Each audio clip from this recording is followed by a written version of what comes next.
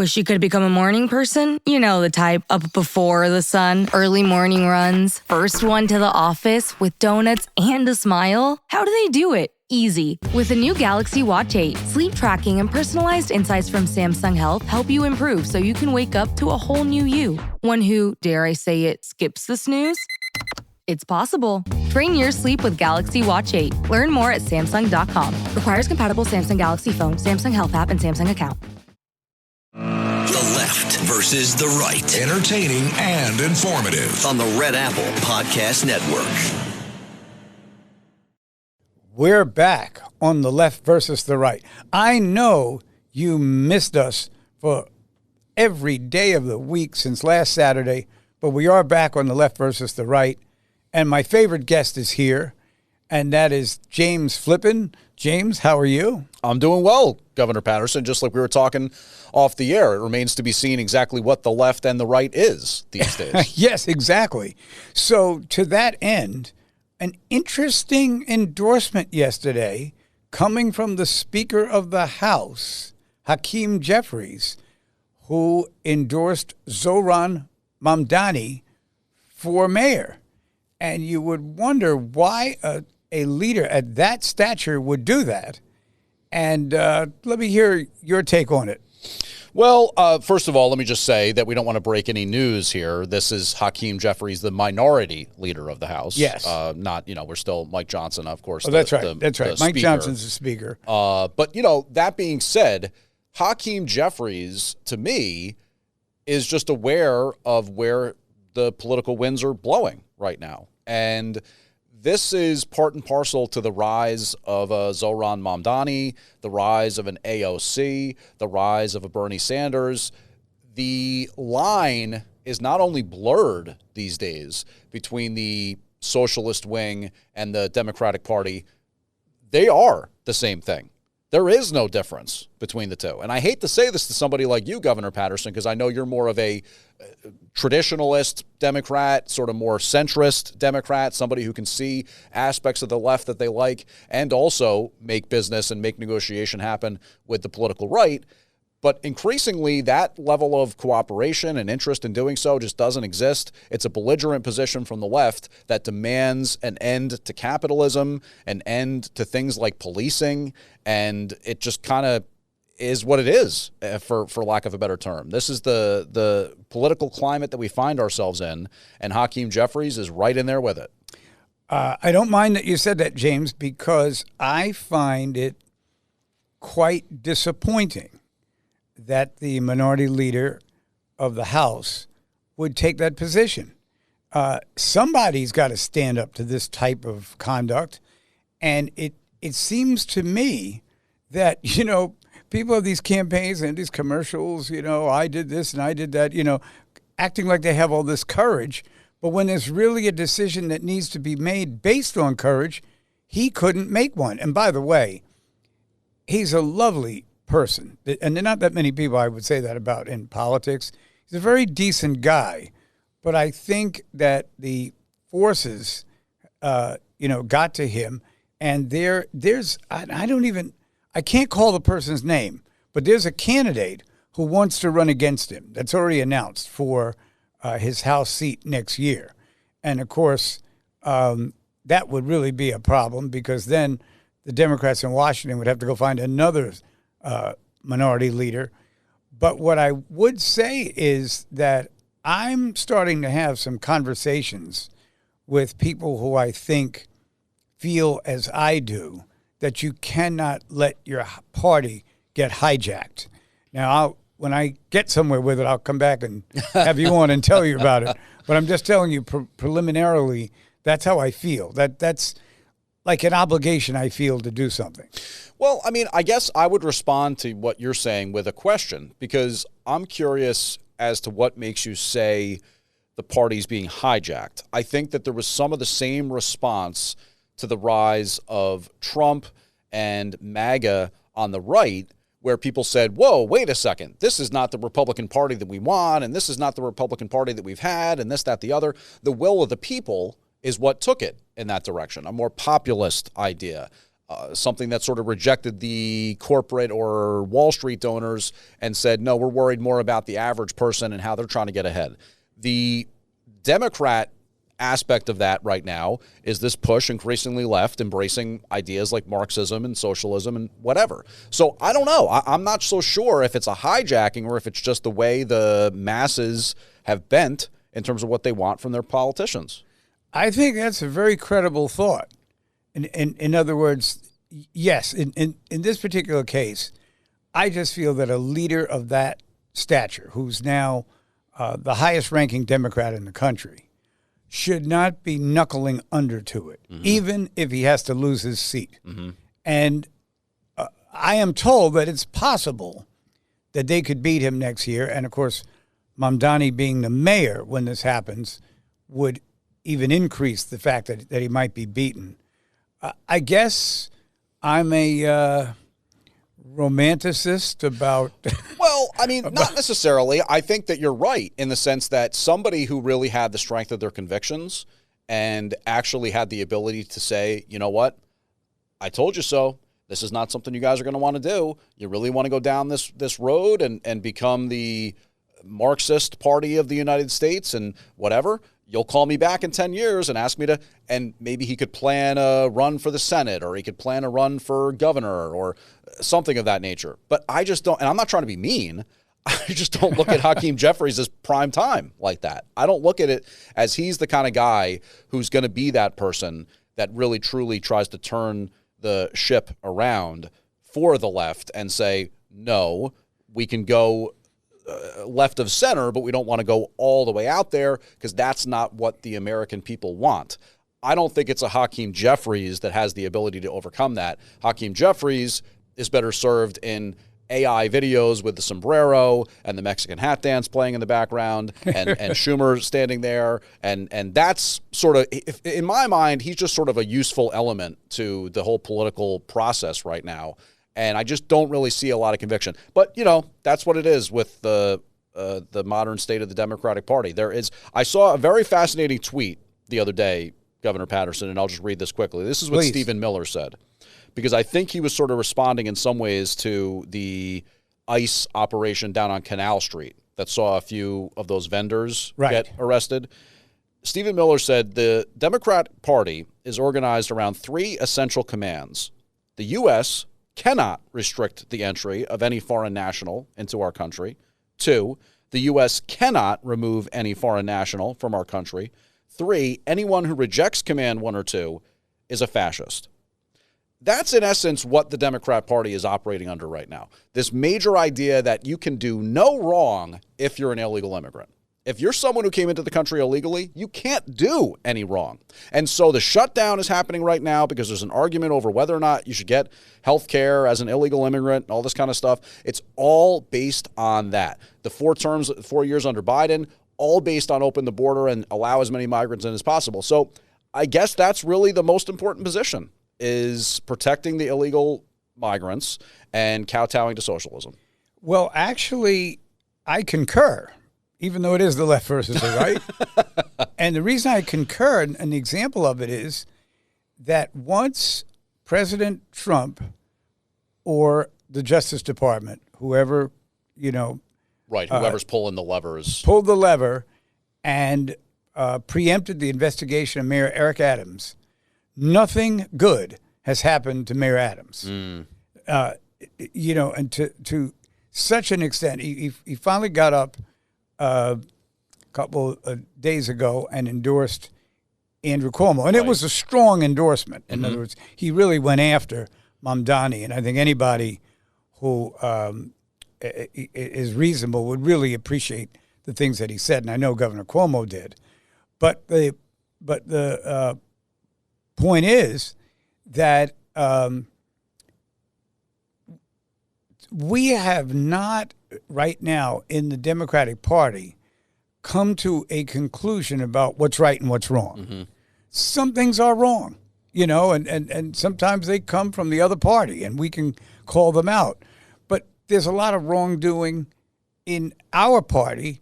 For instance, when they did have that ICE raid, now there was some factors of public safety and that kind of thing, but apparently in the end, they picked up a couple of migrants who had criminal records. No one got hurt. An American citizen was taken into custody. As soon as they found out he'd always been a citizen, they let him go. So I would say for a surprise attack, and down there in that area, if you're looking to arrest criminals, they're all over the place. You don't have to go far to do that.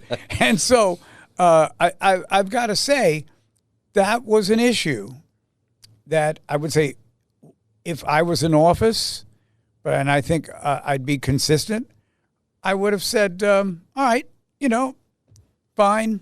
As a matter of fact, next time just give us a call and we'll, maybe try to move a few people out of there so there isn't that big a situation. And those are the issues that concern me. There was a time when if that had happened, and here I'm being completely nonpartisan, there's a time when if that had happened, nobody would have said anything because there was credible evidence that there was wrongdoing in that area, as there has been for years. For years, obviously, you're right. And the counterfeit goods and cops, city cops, the sheriff's office, whatever, have certainly busted up those kind of operations for years and for decades. But I think the big distinction right now, and this is in some ways connecting to that Stephen Miller tweet that I read from a few minutes ago. Right. You have a reality amongst the Democrat Party where it's gone way beyond the concept of sanctuary state or sanctuary city. What do I mean by that? The earliest definition of that was supposed to be that, in essence, the federal government was not going to deputize local cops to be involved in deportation operations. The federal authorities weren't going to go to the NYPD and say, cool, we need 10 of your guys to help us bust up this group of illegal migrants, and we're going to send them packing, and they're going to go back to Guatemala, and thanks, it'll be great. Right. The distinction was made, New York City cops aren't going to do that because the worry was that would lead to a lack of trust amongst the community. And I talked with a buddy of mine on text messages the other day about this because he said, do you really think it's right that ICE agents wear these masks during these operations? And I said, well, you know what? They're being harassed. They're being exposed. They're being threatened. And they are the nameless, faceless entities of one specific crimes enforcement, illegal immigration. They're not getting cats out of trees. They're not investigating robberies. They're not responding to fires. They're not responding to a noise complaint. They're the one entity that responds to illegal immigration. And correspondingly, the need for the mask is that would be the most obvious way to thwart these types of operations. Exactly. Is to get and these days you can take a picture of someone's face with a phone and find out who they are in the next half hour. Right. So so just to finish my thought, all I'm saying is that when you have New York City cops that are not involved in the immigration deportation effort, let's say, that's not good enough anymore. Nowadays, what the left is saying is that they actually want cops to get involved to stop the federal agents from deporting people. That's anarchy. That's like Civil War type stuff. That's somehow saying that the New York City jurisdiction trumps, no pun intended, the federal government. That ain't true. It's never going to be true. And in terms of immigration laws, you can write whatever stupid thing on a piece of paper you want to in Albany or at City Hall or whatever it may be. You can rant and rave until you're blue in the face at the city council. But you're still going to have to answer to the fact that we have citizenship laws in this country and the federal government enforces it. It pains me to say this, but even elected officials have promoted the idea that when ICE comes in, that they get arrested. Now, that is really society in reverse. Mm-hmm. Because if they come there and you don't like it, it's one thing. You can tell your local representative, somebody in Washington could raise it, something like that. But this idea now of taking it's really international law. Because these are people who are looking for individuals who aren't supposed to be living here in the first place. Right. So it's an international operation that they then want to turn into a local operation. Good point. In other words, Very well said. You're walking around in our neighborhood, so we're going to arrest you because we don't allow Right. internationals. Right. And that's my fear about the idea of government and of representation is getting turned on its head. Mm-hmm. And, It'll be interesting to see. No, I just want to say that we can just continue the discussion in a different direction, potentially kind of getting back into the mayor's race. But you kind of feel some of that type of stuff happening, in my opinion, with the Zohran Mamdani rhetoric, because he's got so much to say about the free buses and the freezing the rent and all this kind of stuff that, technically speaking, he doesn't actually, or whatever, whoever the mayor is going to be, doesn't have control over. The MTA is a state agency. The ability to raise taxes or raise rents and all that kind of stuff, again, the Rent Guidelines Board is something that has the final say over the rent stabilization increases. So I think that there's some element of this. We control the trappings of government. We decide what laws do apply, don't apply, is sort of infecting itself even on the local level. And that's something that we can potentially get into with this mayor's race as well. I wanted to talk about football, James, but since you opened the door. No. As a Giants fan, and the Jets are definitely not any better, but the Giants, look, maybe tomorrow, what am I supposed to do? Watch them blow another lead? If they're able to have it? Not that I'm bitter or anything. I wonder if the Jets could win if they played in the Rose Bowl. But getting on to the mayor's race, which is, I think, quite appropriate at this point, they had a debate Wednesday night. I thought that Mamdani started out with these cliches. It's like these canned statements that he memorizes and says them. And by the way, to be fair, when I first went into politics, and I couldn't read my speeches, I would memorize them. Yeah. But in his case, he is really trying to use it to stir people up. And in the beginning of the debate, he was somewhat successful with that. But I felt that throughout the debate, Andrew Cuomo explained how the city government works, even though he'd never run it. He explained how the state government worked, even though he ran that for 11 years and passed the last 10 budgets on time, by the way. And I just thought, and John Catsimatidis, Rita Cosby, Tony Carbonetti, and Judge Weinberg, the five of us were watching debate and then cutting in from time to time. But we felt that he won the debate. Now, how much that influences how people vote is unknown, but it really seemed to move the discussion from what happened in the first debate. Yeah, I mean, I think that the debate was very worthwhile. I think New York One did a pretty good job moderating it, and I think that you are right. If people are paying attention to the debates, they potentially got a lot out of it in terms of the way the different candidates explain their positions on things and stuff like that. I agree with you. I don't know how much of a difference it makes, and maybe it does in the sense that we're kind of hoping turnout will be higher than it has been in previous elections. And if that's the case, then you figure some late-breaking undecided voters could have had their mind changed by the debate. But I do have some thoughts on the debate. I do have some thoughts on just the Sliwa situation in general as well. Oh, let's hear that. Okay, I don't know if we should do it now or should we kick it to the other side of the break? All right. You know what? Maybe we will retire for a couple of minutes and give you a chance to organize these thoughts. Yeah. Don't worry, we're not dropping out. And I'm going to take a little nap, wake me up when the break's over. We'll be back on The Left versus the right here on 77 WABC. James Flippin with David Paterson. It doesn't get better than that. The Left versus the Right on the Red Apple Podcast Network.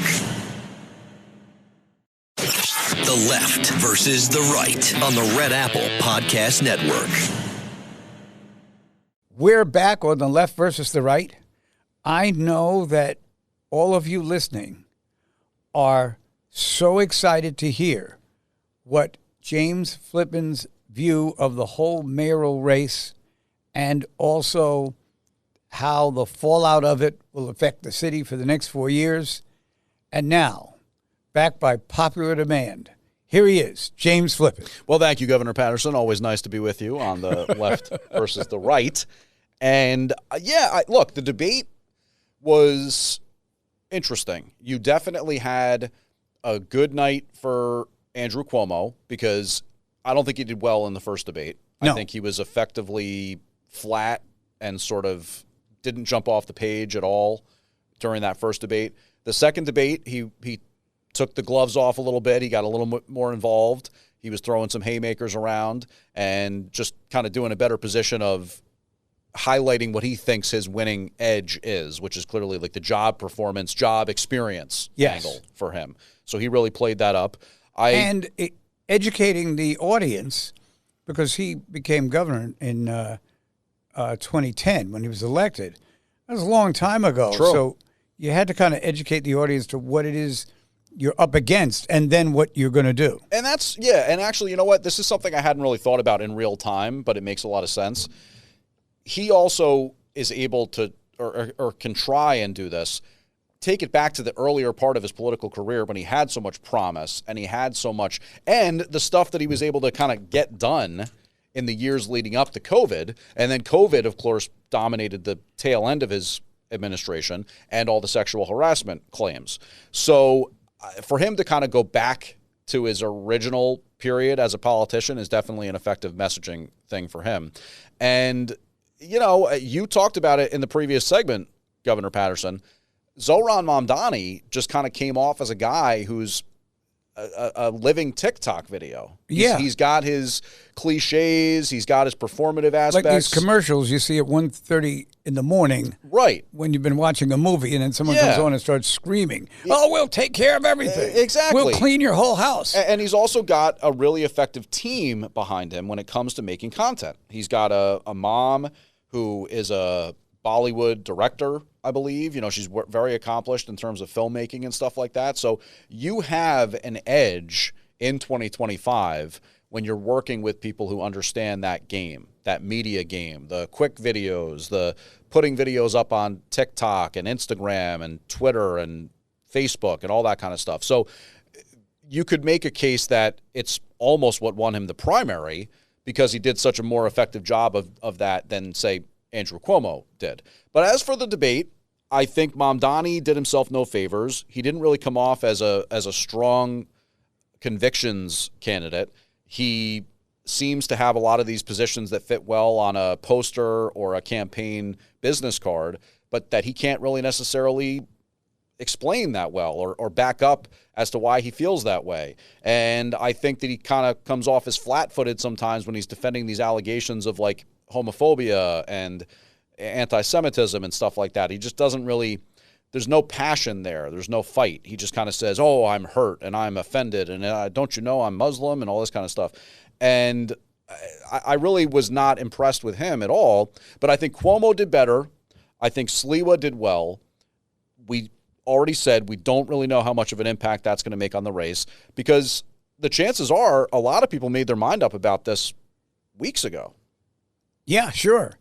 Now, one of the polls that's been out, not sure which one it was, but it's been out for a couple of weeks, had Mamdani at 46%, Cuomo 33%, and Curtis 15%. Mm-hmm.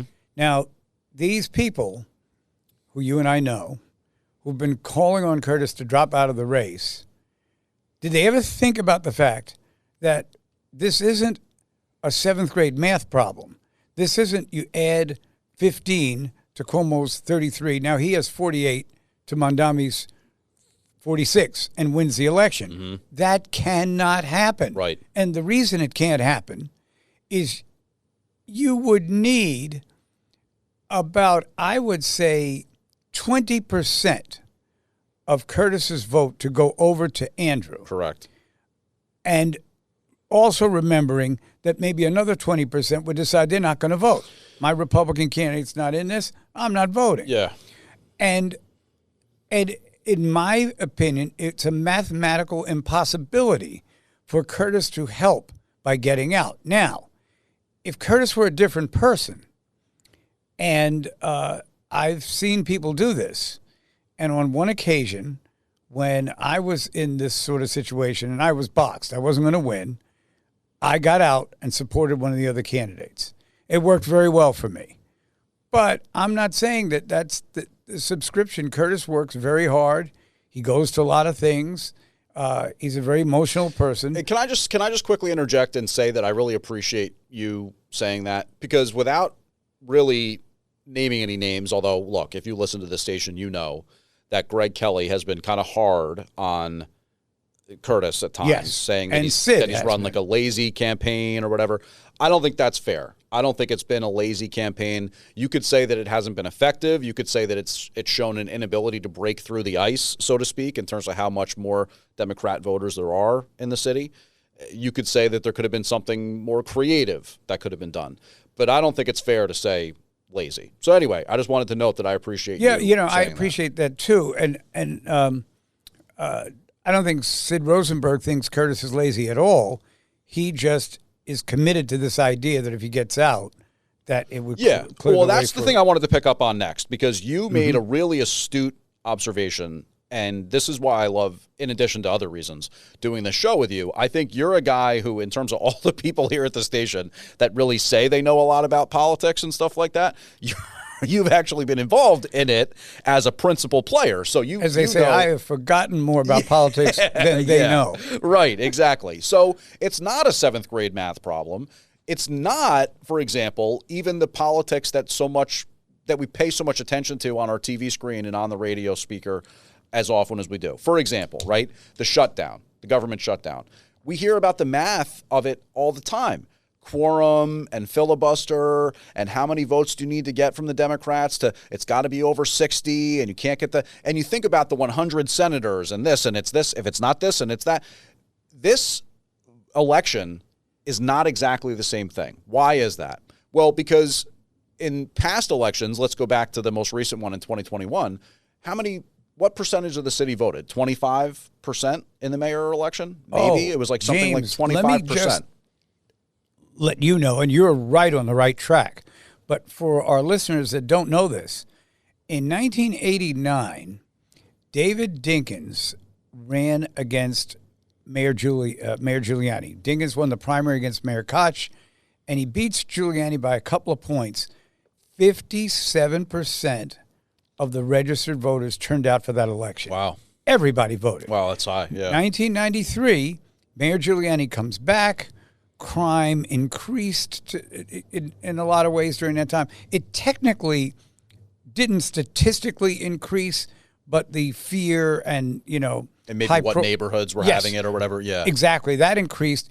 Giuliani wins that election by 2 points, becomes the next mayor. 61% of the registered voters voted. How about that? So when you said 25% just a minute ago, it triggered me. Yeah. You might be right. Because Yeah. I was saying, we'll be lucky if we get 30. It might be 25. Well, so let's say that this particular election, in comparison to 2021, first of all, we were still coming out of COVID at the end of, or during that election, right? Yeah. So there was still a lot of fear and trepidation about even coming out of your house and going to a polling site Right. and all that kind of stuff. You also were in the throes of sort of the decline of MAGA first time, and then the comeback hadn't started yet. So things have changed in the last 4 years, right? You had the migrant situation where so many busloads of migrants were coming. That was a very visible instance for New York City. You also have the situation with crime, specifically recidivist crime, where the NYPD will tell you all the time what a high percentage of crimes are committed by such a small percentage of people. So that has changed people's thinking and could potentially have more people breaking towards the Republican side of things or the more conservative side of things. This is what I'm trying to say.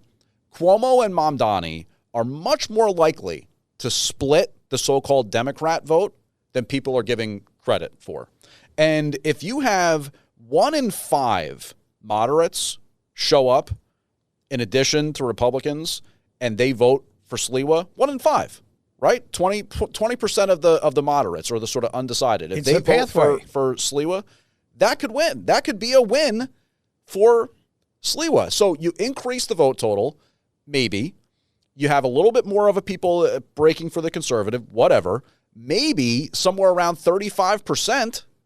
If there's a real big split between Cuomo and Mamdani, you could see a Sliwa come in and win this. So the whole idea to me that the Republican needs to get out just doesn't wash. That's on the actual electioneering side. It's also on the politics side in terms of I want the Republican Party to still be around in New York City 4 years from now, 8 years from now, 12 years from now, and so on and so forth. So for a moment of levity, James, Curtis in the past few weeks has denied that he works for the owner of this station, John Catsimatidis. Mm-hmm. He said he doesn't work for him. He doesn't work for him. Now, there was some company that he put out that he was working for, but apparently he's not there anymore. But he kept saying he's not working for Catsimatidis. So the other day when he stormed out and said he'll never come back to the studio again, which you know is not true. Yeah. He'll be back the first week of November. I don't believe that he wouldn't come back. So I said on the air, you mean Curtis just quit the job that he didn't have? That's well said. Yeah, you can't have it both ways. You can't say, oh, well, I don't work there and I don't have a job there, and then also that I'm quitting. But you know, James, I got to tell you, and I did a radio show with him for about 6 months, about 10 or 12 years ago. And then Your husband-in-law. My husband-in-law, Yeah, yes. Yes. And then I, would come on his show. He was at different other stations at that particular time. Sure. But I felt sorry for him. I really felt badly for him. It's not like he just comes to things when he feels like it. He's pretty much dawn to dusk. And I didn't think he deserved to be treated that way. You're talking about like the current reality, just with some of the opposition he's gotten from conservatives or whatever? Yeah. Well, you know what? That's fair, and I totally understand why you would say that, but I have a little bit of a different take on it. I actually don't feel bad for him, and this is why. Politics is ugly. Politics is brutal. Nobody told him that he had to get involved in politics. Yeah. That was his own choice. He likes to always say, I'm not a politician.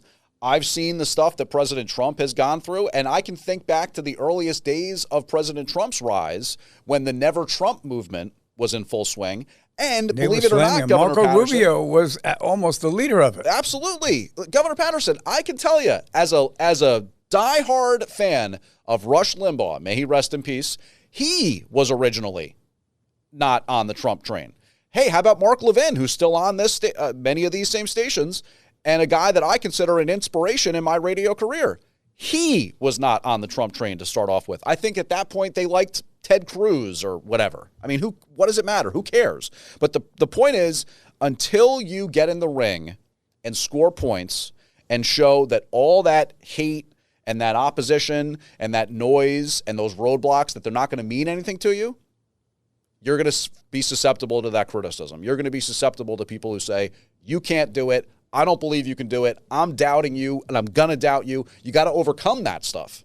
Yeah. And that's true. In many ways, that's the story of New York City. It is. And I think that is why Curtis got a kind of negative reaction to just his outrage that he expressed. Right. And his pointing the finger at other people at the station, 2 or 3 of them, I think we know who they are, that he was pointing the finger at. And it also hurt him in the sense that as a candidate, he's got to understand that the people are watching. And people will say, you know what, I've always liked him, but if he's going to go into, act this way every time something goes wrong, I don't know how well he'll be able to govern if he thinks there's something going on in his campaign, mayor of the city of New York, everything is your fault. 100%. And I think no question about it. I also think that having known Curtis for a couple of years now, I'm not going to put it past him to think this is a good opportunity for me to make it Curtis versus the world. This is a good opportunity for me to use people who are actually really in my back in my corner as a straw man. Some way to continue to push himself up into the more prominent position on the headlines, get a little more ink, get a little more airtime. If it means creating a fight that he doesn't actually really care that much about, then so be it. If that's what he's trying to do, I don't know if he's being clever like a fox like that, or if it really is that he's in his feels, as we would say. But he was setting it up, and he's not the first person that's done this, that everybody's after me. Right. Everyone's hurting me. That he's the ultimate outsider. I'm the only guy who's anti the big money interests. But I think he could have done it without it was like a diatribe. Yeah. Like a person who was in a house that was on fire or something. And speaking of that, you and I will be on fire if we don't pause for our final commercial break here. Listen to our sponsors. And we'll have the fire out by the time you all get back. Naturally. We're on the left versus the right. James Flippin with David Paterson. After this, you should go to the movies or do something else, because after the two of us go off, what else could come on that's interesting? John Sterling. He's not going to like that one. Are we going to warm up on him again? I'm not touching that one. He got very upset with us last time. Yes, Governor exactly. Paterson, when we said the thing about the Yankees and the That's right. Go Blue Jays. We'll be back. The left versus the right on the Red Apple Podcast Network.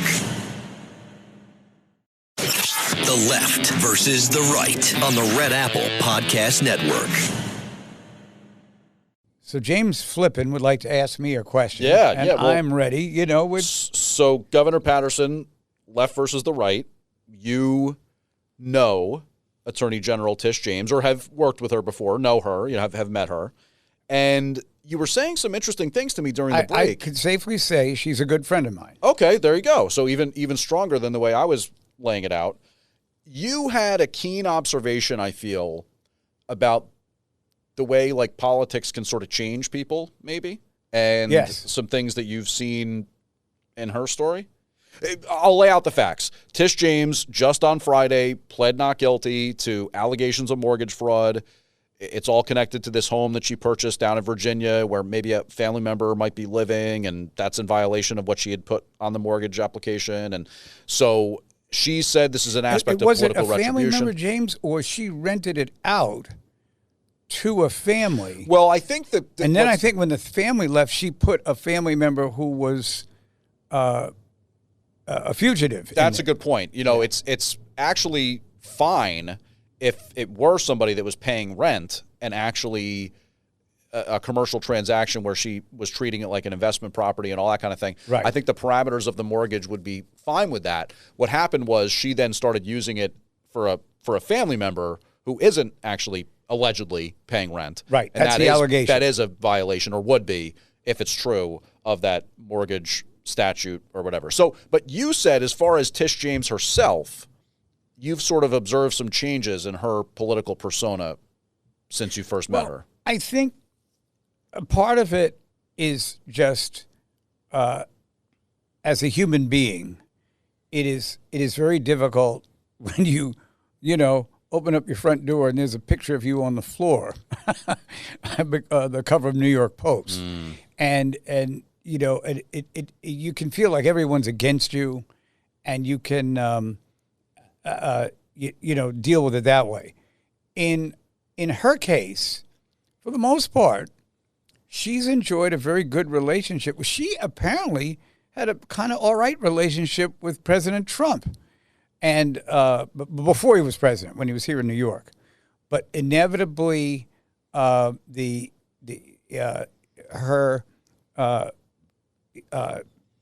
bringing the president up on charges, to me, was an overreach, and it was an invitation for reprisal. Mm-hmm. So when the reprisal came, I kind of thought she would be cooler, ready for it, and say, well, look, if he wants to do this, I think everybody knows why he's doing it. Like, not getting as antagonized as I think she's been. And I'm not blaming her for that, because you never know how you're going to react in a situation if it happens to you. But I'm just saying that it just has ignited, I think, some of her better supporters. She's, over the years, been very good friends with the owner-operator of the station, John Catsimatidis. So he got caught between two pretty good friends here. But I think that... So what is that then? Is that just one of those things where you get into politics, you've got your established relationships, you've got your friends, you've got your foes, but that just kind of goes away when you see the chance to rise? Like, was it just some aspect of ambition that caused her to... I mean, look, people who are listening who are more of the super far left, anti-Trump, I hate Trump mindset are going to say, he did wrong. It was mortgage fraud himself in the first place, and that's why the Trump organization was sued. And that's the one side. I think you're sort of suggesting, or maybe I'm agreeing with you, that she took it beyond that point. She looked for something to try to prosecute Trump on. She tried to find a way to make it so that she had the big pelt on her belt. I would like to refute what you're saying, but the reality is, in campaign speeches, she said she was going after them. Now, in his campaign for president, he didn't necessarily say he was going after anybody, but you kind of knew that he would be. But he didn't implicate himself. Right. He talked about being treated unfairly, and he talked about the fake news, and he talked about the past cases, but not that he was. This is a lawyer, right, who should know what happens when you make those kind of statements in a situation like that. And, I do think that the president could have picked a better replacement when the acting U.S. attorney in the area wouldn't bring the case. I don't know the reason, but they wouldn't. Well, but at the same time,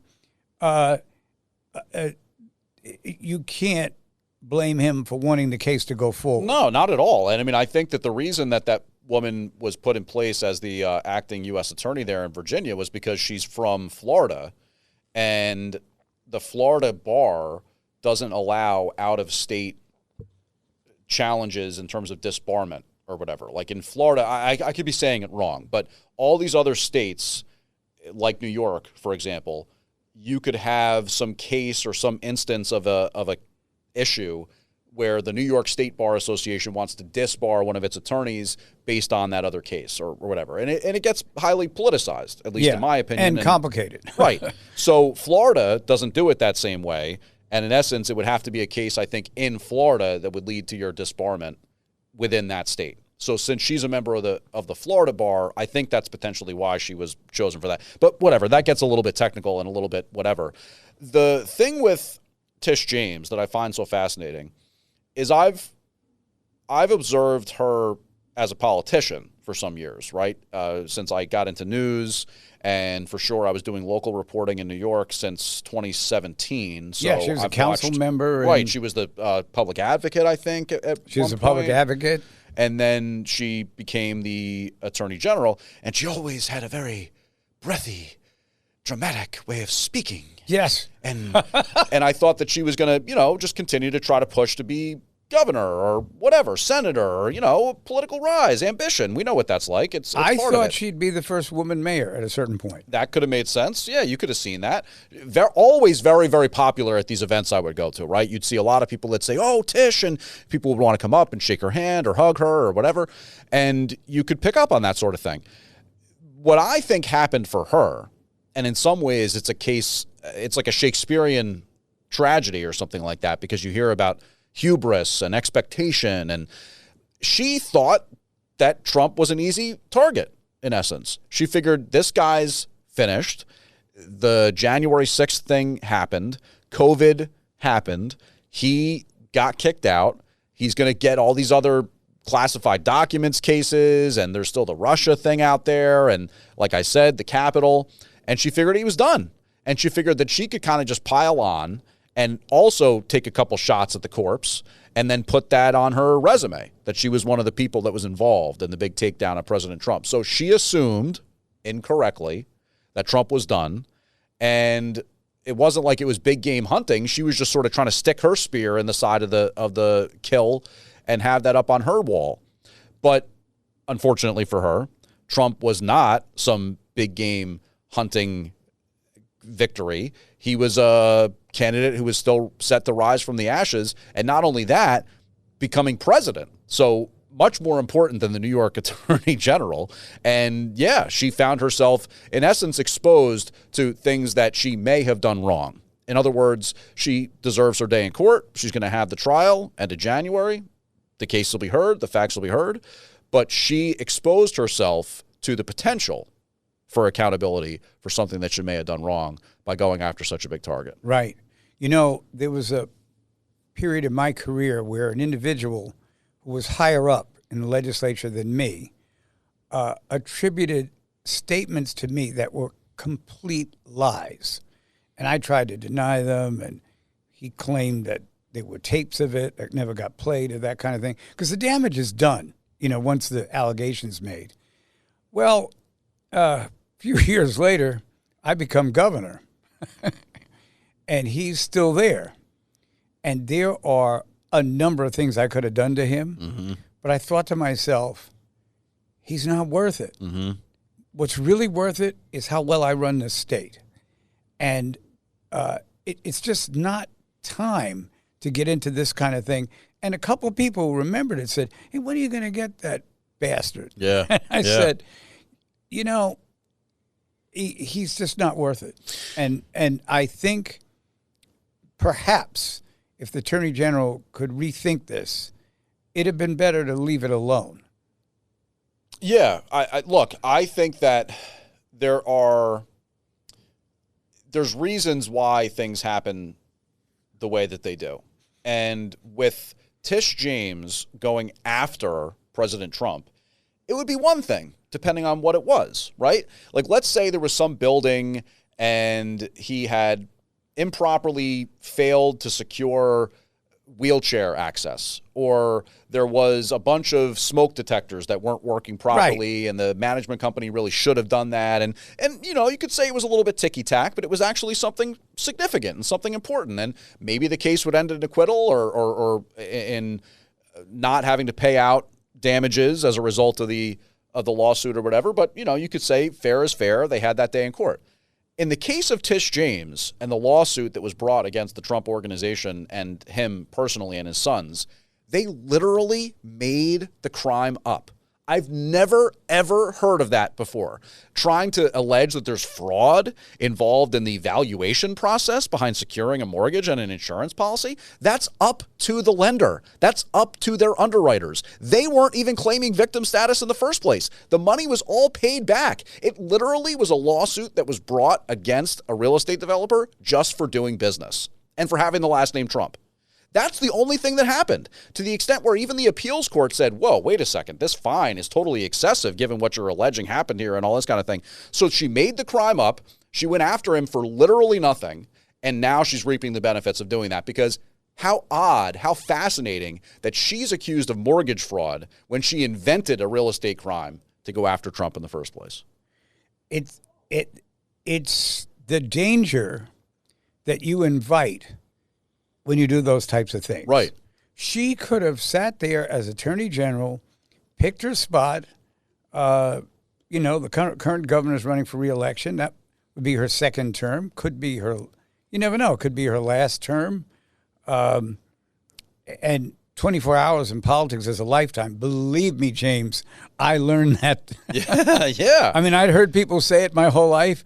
I got to 53 years old, and when they came in my office and told me, you're going to be governor in 2 hours, I thought, it's not even 24 hours, but I feel like it's a lifetime. Yeah, it's like you're making your preparations for your final meal or something. You know, like it's so that. funny when I think back to those moments now, I think about them humorously because there were so many things that went wrong that shouldn't have. Yeah. And but you've got to, particularly in public office, and particularly these days with people just doing anything to get attention, you've got to moderate yourself. You just can't go out there, you know. It's well said, because I think that at times she had done that whole game pretty well, right? Like she went after some of the, she went after Purdue Pharma, I think, and you know that OxyContin crisis and the opioid crisis is something that's really important to people. So in essence, I think that's she a smart was doing one a great to hitch job. your Like I wagon told to. you, I thought she'd be the first Right. woman mayor. And She first, had the Juul thing, where parents are really worried about the vaping and stuff. So it makes sense that she just got a little too big for her britches, in my opinion. I think she saw the successes that she had from point A to point B, everything you've talked about, her political rise, and she figured, I've got this on lock. I know how to play this game, and if I go after President Trump and nail him to the wall, then I'll be governor, then I'll be senator, then I'll be president. Whatever. All these people, I think they have it all worked out in their head. Maybe they're not quite as humble as you, Governor Paterson, saying, less than 24 hours. I got a lot of stuff to figure out here. Yes. And I think that honestly, and here it's the left versus the right, but I think this is where the left and right come together. And it's that you really want people who are trying to do the right thing. You want people who are burying some of their baggage with other people. Right. You Vendetta. want them focusing on doing a good job and not who they're going to threaten next. True. And I think that augurs well for a society when that's happening, but less and less is it. I mean, more and more, it's not happening. Yeah. Well, yeah, that's true. And I mean, I have my own personal feelings, for example, on Zohran Mamdani. We've talked about the mayor's race today. But You've been converted? But I do sort of bristle or not necessarily love the idea of, he may face some trouble for campaign finance violations and stuff like that. You know what? Look, I want the straw donor stuff and outside donation stuff to be cracked down on. I think that's bad. I don't think that's a good thing for the city. I do think there's some things there that need to be changed or looked at really, really closely. But I don't think you should be trying to win the political process through the courtroom. I don't think you should be trying to win against political opponents using handcuffs and indictments and stuff like that. That's not good. I have been in places where some elected official got out of hand, and the people sitting there was saying, how do we get him? Right. Let's look up his taxes, that kind of thing. Sure. And I'm shaking my head. Yeah. I'm just shaking my head. All I'll say is that John Brennan and James Comey and who's the dope, John Bolton, that's not who I'm talking about. Those people deserve all that's coming their way, period. Well, it has been a delight, as it always is, to have my favorite guest here. And he has accorded himself quite strongly, and we love to have you on the left versus the right. Thank you, Governor Paterson. Get out there and vote. Whoever you're going to vote for, I think you know who I'm hoping that you vote for, but I'll just leave it at that. Thank you very much. Thank you all for listening. And the wonderful John Sterling. Isn't he a wonderful man? He is. He's such a wonderful man. Coming on at 4 o'clock. Yes. Have a good day, everybody. Thanks for listening to The Left versus the Right. You can hear The Left versus the Right Saturday afternoons at 4. If you like the podcast, share it with your friends and listen anytime at WABCRadio.com and download the WABC Radio app. Hit that subscribe button on all major podcast platforms. Plus, follow WABC on social on Instagram, TikTok, Facebook, and X. See you next time for a new episode so you never have to wonder. What the heck is going on here? If you're looking to create, grow, and sustain your wealth, download and subscribe to the Pain Points of Wealth podcast at BeBullish.com with Bob, Ryan, and Chris Payne. It's your podcast for market insights, money tips, and real talk on the economy. Download and subscribe At BeBullish.com.